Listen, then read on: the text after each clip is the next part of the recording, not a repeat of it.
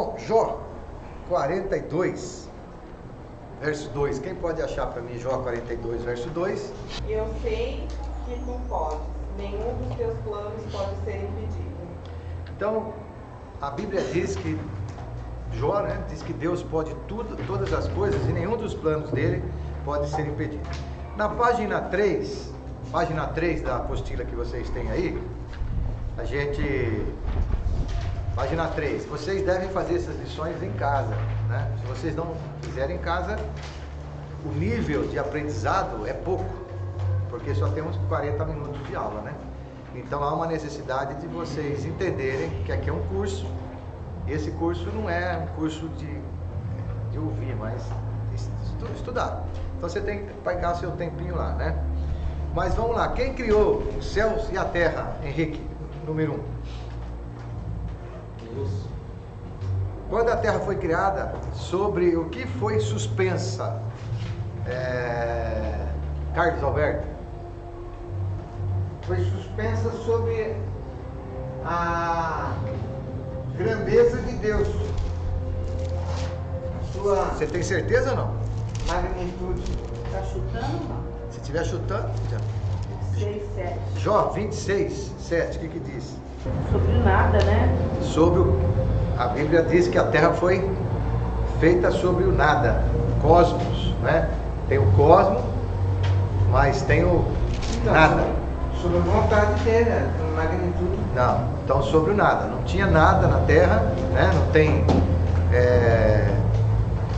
escuridão, e a terra foi feita sobre isso. Então tem a teoria do Big Bang, né? Que o pessoal trabalha, que Big Bang é essa explosão cósmica que fez com que os átomos e todas essas coisas surgissem, né? Aí os planetas e tudo mais. Mas a gente entende biblicamente que a terra foi feita do nada, né? Deus, ele construiu do nada as coisas, né? Quem criou o homem? Isso é muito fácil, né? O homem foi criado por quem? Deus. Do que o homem foi criado? Do pó da terra, E a mulher? da costela. Foi do pó da terra ou da costela do homem? Da costela do homem. Quais são as 3 pessoas da Trindade? Deus. Deus Pai, Deus Filho e Deus Espírito Santo. Trindade está na Bíblia? Sim. Escrito Trindade? Não. Não está, não é?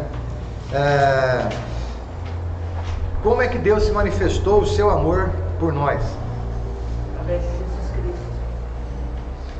Então nós começamos semana passada, você viu aqui, olha, um pouquinho importante, né? Deus Pai, a gente não só lembrar, um só Deus, a existência de Deus, Deus é uma pessoa, os nomes de Deus, né? E Elohim é substantivo plural, como a Trindade aparece aí, né? Jeová significa Senhor, El Shaddai significa Todo-Poderoso, Emmanuel, Deus conosco. Então esses são alguns nomes que a gente viu, né? A revelação de Deus se dá no Velho Testamento, em Êxodo, para Moisés, que até naquela época parece que não tinha o nome de Deus, assim, não se sabia exatamente, né, o nome de Deus. E aí então vem essa revelação lá na sarça ardente, que vocês viram semana passada, que é chamado de tetragrama hebraico, né, que são essas palavras aí, do hebraico. O hebraico, você lê de frente para trás ou de trás para frente? Como é que vocês acham? De trás para frente. A gente lê assim, não é? Aham. O hebraico você lê daqui para cá. Então você lê de trás para frente. E é uma língua semítica, uma língua bem antiga, não é? Ela não é uma língua latina como a nossa, apesar dela ser uma língua simples, rudimentar, ela é uma língua que tem muitas coisas por trás também, né? O hebraico, por exemplo, eu esqueci de semana passada falar para vocês que ele foi perdido na época lá do cativeiro praticamente, começou a falar o aramaico, e quando eles voltaram a falar, o hebraico não tem vogal, não tem A, E, I, O, U. tem uma palavra gutural, né? Então, Abraão, falar Abraão, mas é Abraão, Yahvé. Então não tem essas vogais. Então como é que se coloca vogal? Se colocava vogal no hebraico, quando era uma língua perdida. Eles colocaram uns pontinhos chamados massoréticos, que são pontos em cima, que, por exemplo, um pontinho, só para você entender, né? A, 2 pontinhos, B, 3 pontinhos, U. Então o que acontece? Quando eles começaram a ler de novo, eles liam aqueles pontinhos. Só que agora acabou de novo, né? As línguas, acabou a língua, né? Essa língua, eles na verdade aprenderam, né? A conotação de voltar a falar, então não usa mais os pontinhos, né? Do lado de cá nós temos a letra Yahvé. Então isso é mais ou menos o que se chama Deus. Deus lá que a Bíblia fala, não é? Lá eu falei semana passada, né? Eu sou o que sou, hebraico, pronunciado, essa pronúncia aí, né? Que é Yahvé, Asher, Yahem, que é uma pronúncia hebraica, né? E essa forma do tetagrama aí, que a Yahvé é considerado o resumo dessa frase, geralmente traduzida como ele é, ou ele é aquele que é. Então, Deus é aquele que é, ele é tudo. E no Evangelho de João, 7 vezes Jesus afirma que eu sou Deus. Então, a mesma palavra lá do Velho Testamento, né? Atributos de Deus, nós falamos semana passada, Deus onipresente, onisciente, onipotente, né? Todos esses atributos que Deus tem. A natureza e a pessoa de Deus. Deus é Espírito. Deus é Espírito. Então, como Deus é Espírito, há um problema muitas vezes que as pessoas elas consideram Deus. Por exemplo, vocês já viram as pessoas abraçando árvore? Falando assim, ai, a árvore ela me transmite força. Já viram ou não? Já. A pedra, né? Uma vez eu estava na faculdade e caí na besteira. Lá tinha uma moça lá, né? E ela usava um monte de pedra. Aí um dia ela estava com uma pedra assim bonita, né? Verde. Aí eu pus a mão na pedra dela. Assim, falei, nossa, que pedra bonita. Ela mas deu um pito em mim, né? Ela falou assim, você desejou. Como é que é? Tirou. Como? Desergenizou. Tirou a energia da minha pedra, agora, né? Eu perdi a força. Eu pensei no He-Man, né? Eu tenho a força. Mas, então há uma condição que as pessoas pensam. Então a palavra panteísmo, que é a palavra grega que é pan, vocês se lembram que eu falei? Lá na época de Jesus, quando Jesus levou os discípulos, ele saiu lá de Jerusalém, foi até Cesareia, lá do norte, chegou para os discípulos, diante de uma montanha muito grande, ele disse para os discípulos assim, a porta do inferno não vai prevalecer sobre a minha igreja. Vocês se lembram dessa passagem? Jesus disse, as portas do inferno não vão prevalecer sobre a igreja. Aquele povo, bem no norte de Israel, eles passavam ali para adorar. Eles adoravam, né, as divindades pagãs. E tinha uma divindade que chamava Pan. Vocês se lembram do Pan? Aonde que o Pan hoje é bem famoso? Esporte, né? Essa conotação do Pan é Deus, né? É um tipo de Deus. Mas tem um outro personagem bem famoso. Ele desce assim, Peter Pan, né? O Peter Pan. Essa palavra Pan aí, ela estava relacionada a esse Deus. Então tinha uma caverna muito grande e eles achavam que era o centro do inferno. E esse Deus tocava uma flautinha. E todas as pessoas que passavam na floresta, o que acontecia com eles? Esse Deus assustava eles, tocava a flautinha e saía correndo atrás dessas pessoas, né? Então Jesus leva o povo, leva lá os 12 discípulos para mostrar a boca do inferno daquela época. Isso é muito importante. O discípulo levou eles com calma, Jesus, né? Para mostrar a porta do inferno e dizer que aquele Deus Pan não tinha poder sobre a vida.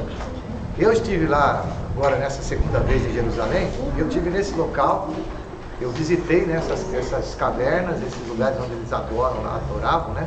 E esse é o Deus Pan. Mas a palavra também, Pan, está lá, ó, tudo, né? Theos, Deus. Logo, esse é o problema. Se Deus é Espírito, tudo é Deus. Deus é tudo. Você já viu as pessoas falar isso? Eles falam que nós também somos deuses, né? Somos pequenos deuses. Tem essa linha. Lá o salmista, não vou entrar nesse detalhe, mas lá o salmista disse, né? Vós sois deuses, né? Jesus, numa certa ocasião, ele conversando sobre isso, ele fala isso também, né? Mas Deus não é árvore, né? Deus não é pedra, Deus não é o universo. Porque as pessoas, elas costumam pensar assim, né? Deus é o universo, Deus é o mundo. Não, não é. Isso é panteísmo. Panteísmo, logo, tudo é Deus. Então, Deus não é isso. Deus é Espírito. E os meus adoradores me adorem a quê? Em Espírito, em verdade, né? Então, esse Deus que vocês adoram, que nós adoramos, ele se relaciona de uma forma íntima com a samaritana. E os samaritanos, que vocês estão lendo agora, Neemias, Sambalat, Tobias e Gesem, vocês começaram a ler. Eu estou lendo Neemias já, né? Mas esses 3 camaradas, eles são opositores lá de Neemias. Aí vocês vão ouvir falar dessas cidades que são Samaria, os samaritanos, que são descendentes de judeus que não foram para o cativeiro, mas ficaram ali, casaram com mulheres estranhas. E os judeus então praticamente ficaram com uma oposição muito grande contra essa raça, né? Que até hoje eles têm uns problemas lá deles, né? E eles então faziam aquela volta gigante para sair da condição de passar naquela cidade. Esse povo só tem a primeira parte do Testamento, dos 5 livros. E para eles, a adoração estava lá no Monte Horebe, quando Deus apareceu para Moisés. Então, quando Jesus conversa com ela, ela disse assim: os seus adoradores adoram onde?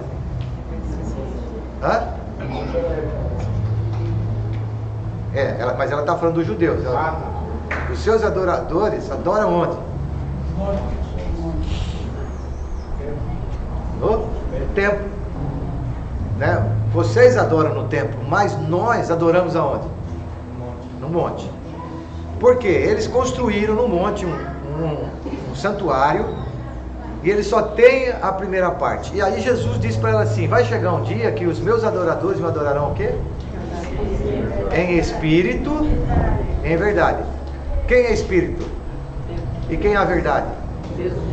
Então, me adorarão no espírito e na verdade. Então, ela não tinha ainda o conhecimento de um Deus espiritual e não tinha o conhecimento de um Deus que seria a verdade, não é?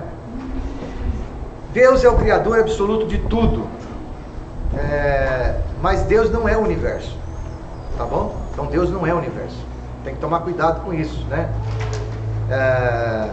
O universo se manifesta na natureza, pois ambos são idênticos, né? Então, Deus e o universo é igual. Não, isso não é verdade. Deus é o Criador do universo. A natureza de Deus. Então, Deus é Espírito, Ele é eterno, a verdade, é santo e é amor. Você se lembra de alguma coisa em relação a Deus de santidade? Um versículo aqui, alguma coisa? Quando fala que Deus é santo. Os meus adoradores me adorarão em espírito e em verdade. Não é? Esse é o texto que a gente acabou de citar. Mas diz assim, que ninguém pode se aproximar de Deus se não for o quê? Santo.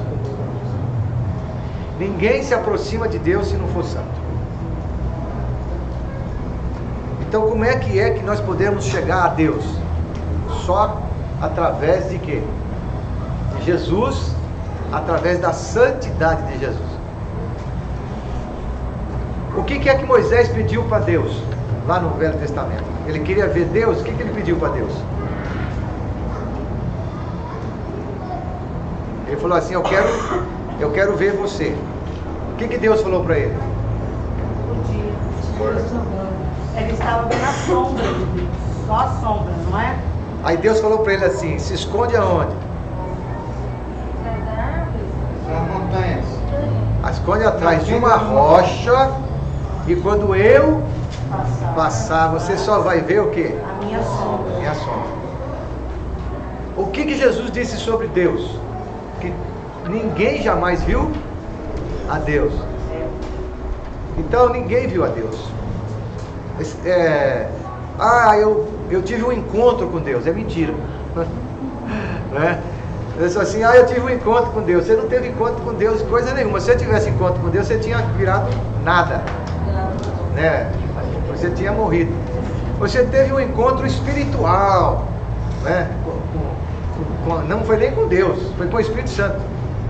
Porque onde Deus está agora? No céu. E onde está Jesus? No céu também. A direita do Pai. Então Jesus não está na terra. Jesus está na terra? Não. Então como a Bíblia fala assim, onde tiver 2 ou 3 pessoas, eu estarei ali no meio de vocês. Espírito Santo através. Não é Jesus. Jesus está ao lado de Deus, sentado à destra de Deus, com o corpo ressurreto, do qual nós vamos ter. E Jesus não vai mais pôr o pé nessa terra. Vai ser nas nuvens. Quando Jesus voltar, nuvens, não é? Então, esse Deus Santo, ele exige a santidade de cada um de nós, né? Por isso que a gente precisa se aproximar. Vamos lá, Sandra, lê para mim isso aí. Trindade é uma doutrina cristã que define Deus como 3 pessoas distintas, mas consubstanciais, que são o Pai, o Filho e o Espírito Santo. A palavra trindade vem do latim trinitas, que significa tríade, e de trinos, que significa tripla.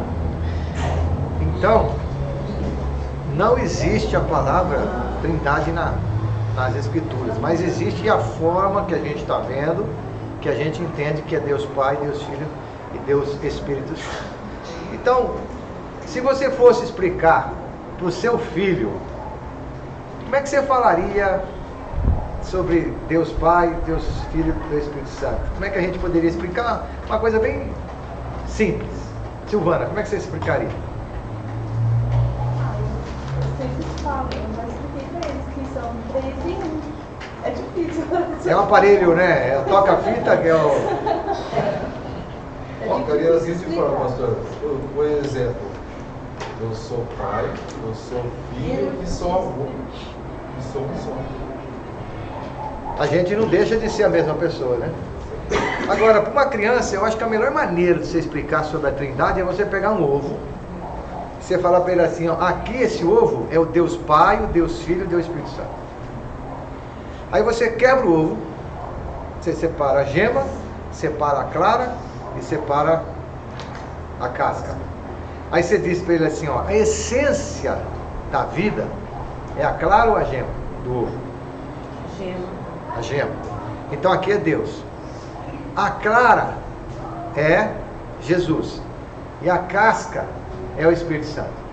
Os 3 têm definições claras para cada um, né? Cada um tem a sua definição na sua essência.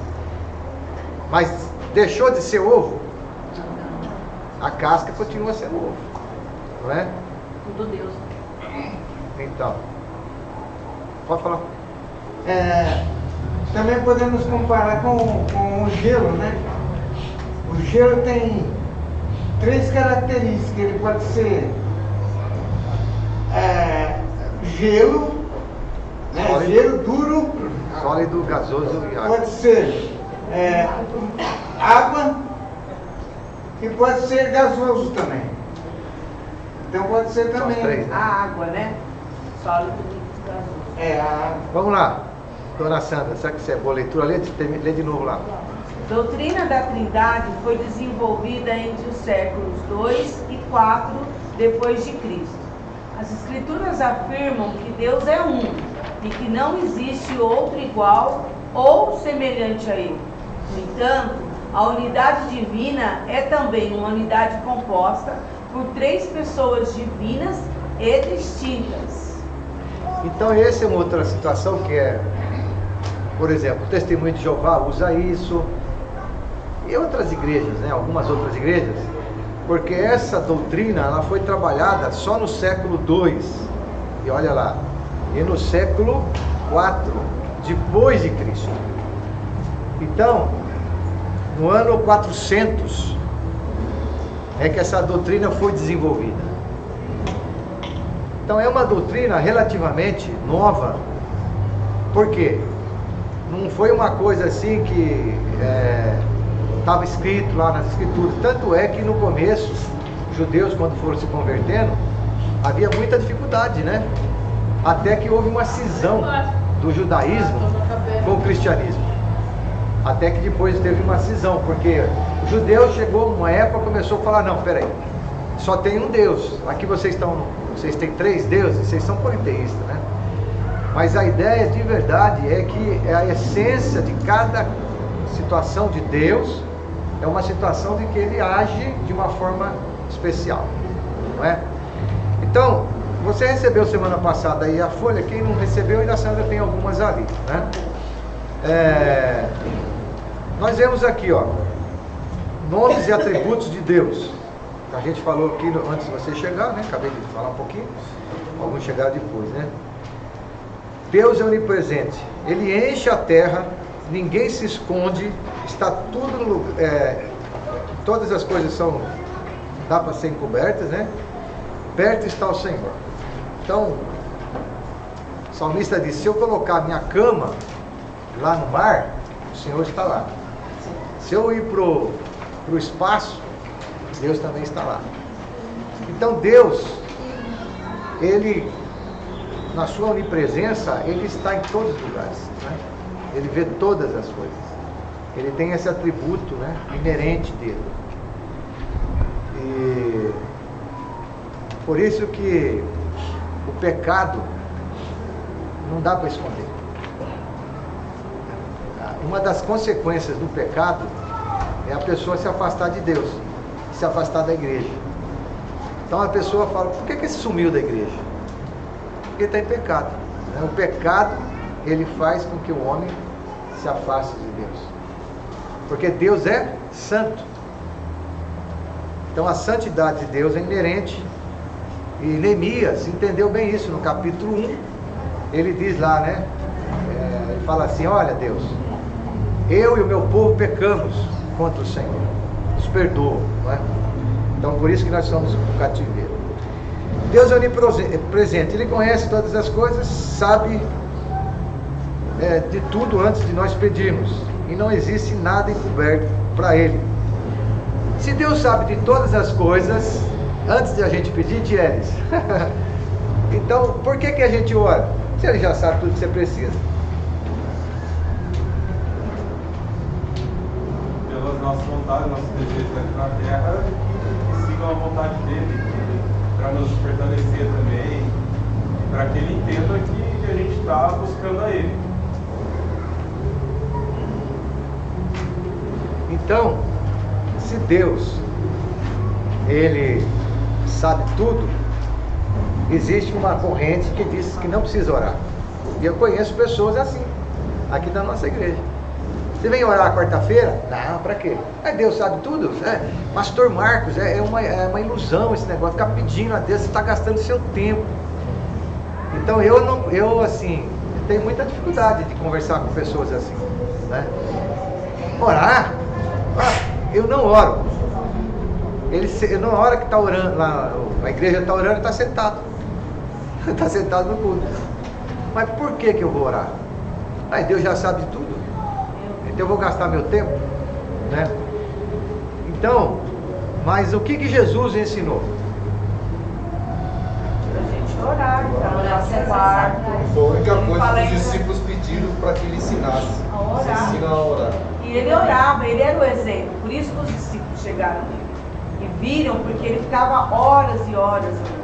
Porque isso também é uma intimidade.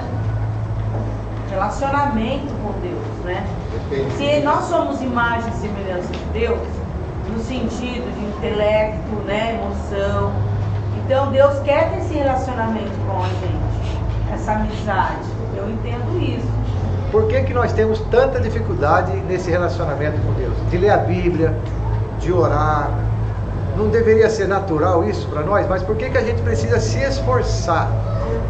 Ah, eu estou assistindo uma série, mas eu tinha marcado que naquele momento puxa, a série, mas tem mais um capítulo, mas eu tinha que orar. E eu continuo assistindo o segundo capítulo. Por que eu não parei para orar? Coração. Hã? Nosso coração é tendencioso pro mal, muita coisa. Ou do prazer. É mais fácil eu ficar 2, 3 horas na frente da televisão assistindo uma série do que pegar 15 minutos de vida. E também é uma coisa assim, imposta, né? Porque Deus pede para orarmos. Então é algo que às vezes o corpo não quer, às vezes não, é sempre, né? Não quer e a gente precisa. Exatamente. Então Jesus, ele falou pra gente, todas as nossas necessidades devemos levar quem? Ao Pai, né? Levar ao Pai. E nós temos um protótipo de oração, que a gente precisa ajoelhar, né? A gente precisa se prostrar, a gente precisa achar um tempo, mas a verdade, se a gente vê, por exemplo, os grandes homens de Deus, eles tinham tempo com oração. Mas grande parte eles estão andando com Deus e falando com Deus. Está trabalhando, Deus, é isso. Neemias, né? Esdras, ele está lá trabalhando. Senhor, ó, o cara aqui me ajuda ali, que ele está contra eu e tal, mas eu vou continuar trabalhando. Uma outra coisa que vai acontecer, vocês vão, por exemplo, ver algumas manifestações de Deus e de Jesus no Velho Testamento. Quando, por exemplo, Deus se manifesta para Abraão, lá com o filho, né? Vocês se lembram desse episódio, né? Com Sara, quando Sara ri, quando você vê lá Sansão, quando Sansão, Deus se manifesta para o marido e a esposa de Sansão, Manoá, né? Esqueci o nome dela agora. Ali é a manifestação de Deus também. Então, o anjo de Deus ali é uma ideia do próprio Cristo naquela época. Tem outras passagens também que a gente, por exemplo, não entende, né? Abraão, ele deu o dízimo. Para quem que ele deu o dízimo? Ele deu o dízimo para um homem que era o rei de Salém. Não é isso?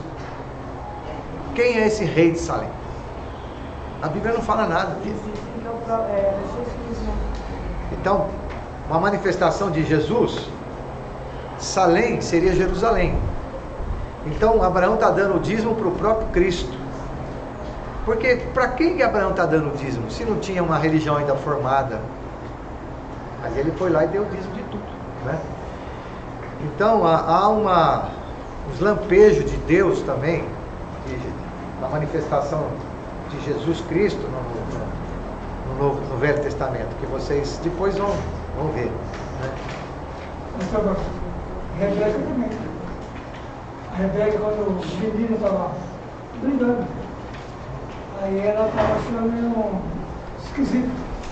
Aí Deus se manifestou falando: dentro de você vai ter 2 povos que estão se rebelando. Então, assim, há uma manifestação, né, de Cristo lá no Velho Testamento também, como se Jesus estivesse ali. Agora, quando você pega, por exemplo, Salmo 51, Davi diz assim: por causa do pecado, Davi fala uma coisa assim: não retires de mim o teu Espírito Santo.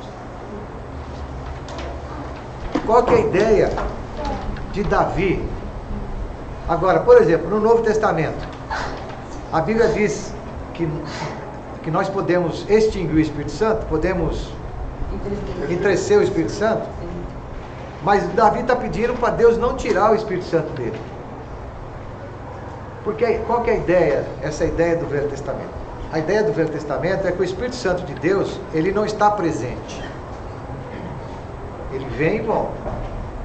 Então, o Espírito Santo se manifestou em Sansão, ele foi lá e destruiu um exército. O profeta recebeu a unção de Deus espiritual, ele foi lá e profetizou. Mas esse Espírito Santo só passa a ter a sua função administrativa no Novo Testamento. Só. Então no Novo Testamento ele vem lá em Atos capítulo 2, porque Jesus disse assim: eu vou, mas vou deixar quem? O meu Consolador. Aí começa então essa manifestação da trindade de Deus, não é? Ou da triunidade de Deus: Pai, o Filho e o Espírito Santo. Vamos lá. Deus Pai, Eliseu, o que ele é? Na conotação assim, Deus Pai. Quando você pensa em Deus Pai, Meu pai, Aquele criador. Criador. Jesus é o quê? Salvador. E o Espírito Santo? Consolador. Então, olha aí, cada um tem a sua função administrativa e distinta, não é? Deus tem essa conotação aí. Bom, nessa apostilinha que vocês receberam aí, é importante que vocês leiam o texto, né? Então tem lá, a gente já falou, Deus onipotente, todo-poderoso, Criador dos céus e da terra. A palavra bará, Deus onipotente. Depois lá embaixo está assim, Criador, bará. Cria do nada, Gênesis 1:1. Então Deus cria do nada. Deixa eu só falar uma coisa, só botar uma minhoquinha na cabeça de vocês que é bom, né? Ah, não é não. Gênesis capítulo 1, verso 1, lê para mim lá. Gênesis capítulo 1, verso 1. No princípio, Deus é a terra. E o segundo? E a terra era sem forma e vazia, e o Espírito de Deus pairava sobre ela. Então a palavra bará é nada. Deus criou a terra do nada. Mas no primeiro versículo da Bíblia Deus se movia sobre a há um hiato. Sabe o que é um hiato, né, em português, né? O que significa? Que há uma corrente teológica, isso é bom vocês saberem, que o Satanás, ele foi jogado da terra no primeiro versículo da Bíblia. Todo o seu exército demoníaco foi jogado nesse primeiro versículo.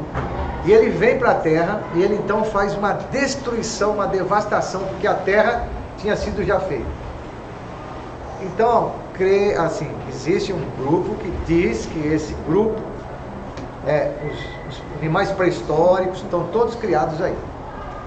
Né? Então, onde está o dinossauro? Nesse primeiro versículo.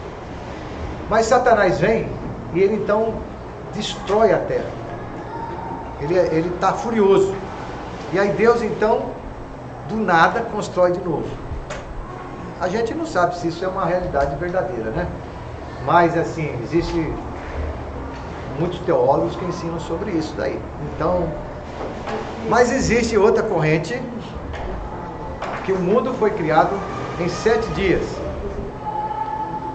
Você acha que o mundo Deus criou em 7 dias ou 7 milhões de anos? Ou 70 milhões de anos? Isso é importante também vocês saberem. Então existe literalmente um grupo que crê que Deus fez a terra em 7 dias. Como você falou, só tem 5.000 anos a terra. Então Deus criou o primeiro dia uma coisa, segunda, terceira, 7 dias. Descansou. Né? Aí no 7º dia Deus descansou. Se Deus literalmente fez a terra em 7 dias, cada dia ele construiu uma coisa. Mas existem outras correntes que dizem que um dia para Deus vale 1.000 anos, 1.000 anos pode valer 1 milhão de anos. Então Deus construiu em 7 milhões de anos, 700 milhões de anos. Então todas essas histórias do carbono 14, todas essas coisas aí, é uma realidade, e o homem então teve um tipo de darwinismo, né? O que é isso? Evolução. O homem foi evoluindo, né? Então, mais ou menos, foi evoluindo. Eu, assim, eu acho muito complicado para a gente pensar nessas coisas todas, porque é coisa bem científica, né? Mas, literalmente, eu prefiro acreditar que Deus fez o planeta, fez a criação em 7 dias. Ele é poderoso para fazer 7 dias. Então, se sua palavra é a verdade, né? Então temos que Então, é está isso e escrito pronto. no início lá que Deus criou o homem com a sua semelhança. Então, ou seja, não teve o homem evoluindo do campo, como se diz. Como está escrito, é a sua semelhança, tudo aquilo, né? O homem é antropos, né? Então nós vamos estudar sobre o homem também mais para frente. Vamos falar um pouquinho, né? Porque isso aqui vai até... Tem uma curiosidade aqui no versículo 1, que, ó, Deus se movia sobre a face das águas. Aí você vai ver, discorrendo a leitura, não fala que ele criou a água. Ele fala que ele fez a expansão, a separação entre a água e terra. Então quer dizer que a água já existia. Porque ele fala, e o Espírito de Deus se movia sobre a face das águas.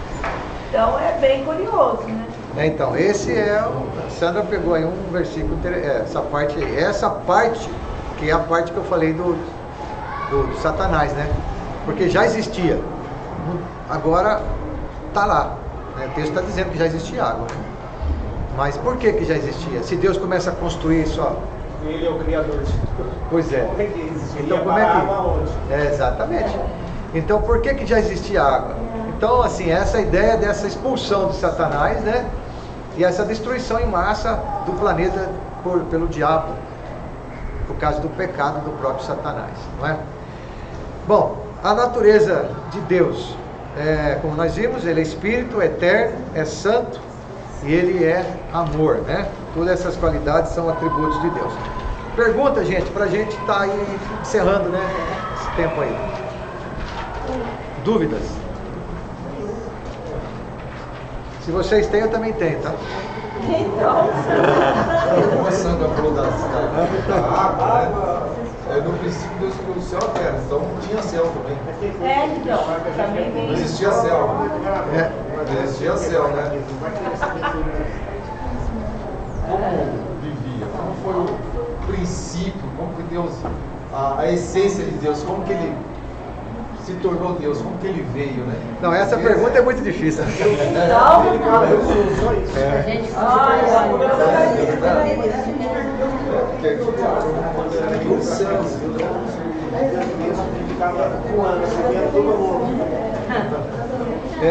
É uma pergunta extremamente difícil. Olha, vou estar desligando aqui, mas você imagine, por exemplo, vamos lá, para a gente botar a nossa cabecinha para a gente pensar rapidamente, bem rápido. Quantas estrelas tem no mundo? Só Deus sabe. Só Deus sabe, né? Quantos animais tem na Terra catalogados? Então, vocês percebem que tem muitas perguntas que a gente não tem respostas, né? A gente é um nada no meio do universo.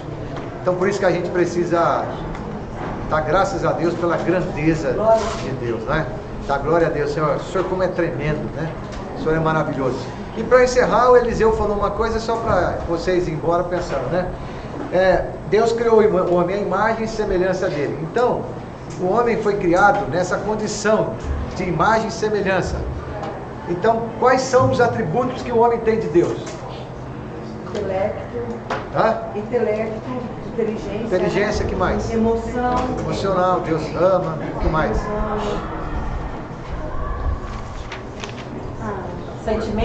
Sentimentos, que mais? Vamos lá, me ajuda aí. O homem é... Amor. Mas Deus é onipotente. Sim ou não? Sim. E como é que o homem se tornou onipotente também? Ou está querendo se tornar? Nem dele. Existem muitas coisas aí que a gente não sabe, né? E Olha, eles como é que o homem quer ser eles onipotente? fazem Criando isso, outro homem, querendo né? ressuscitar pessoas. Como é que chama aí o DNA? O cara tira o DNA. Clone. Clone. Deus é onisciente. Como é que o homem é onisciente? Como é que o homem criou alguma coisa para ser onisciente? Ou se é. Eu posso estar no Tá no mundo celular inteiro. falando com várias pessoas. Inteligência artificial. Olha, eu posso estar agora lá nos Estados Unidos conversando com meus amigos aqui, transmitindo a aula. Onisciência. O homem construiu essas coisas. Ah, mas a inteligência que Deus dá. Mas não é a imagem e semelhança de Deus? É. É isso. Então o homem quer ser Deus. Quer. Não é? Nossa. O homem é onipresente. Como é que o homem quer ser onipresente? Hoje, qual que é a maior tecnologia que você pode estar exposto em todos os lugares ao mesmo tempo? Através do celular, através das câmeras. Você está sendo policiado à noite e dia. Você está na rodovia, o cara está te filmando. Então, gente, nós temos lampejos de Deus. O homem tem os lampejos de Deus. Só que o homem não é eterno. Que Deus abençoe a gente. Vamos lá para o culto, né?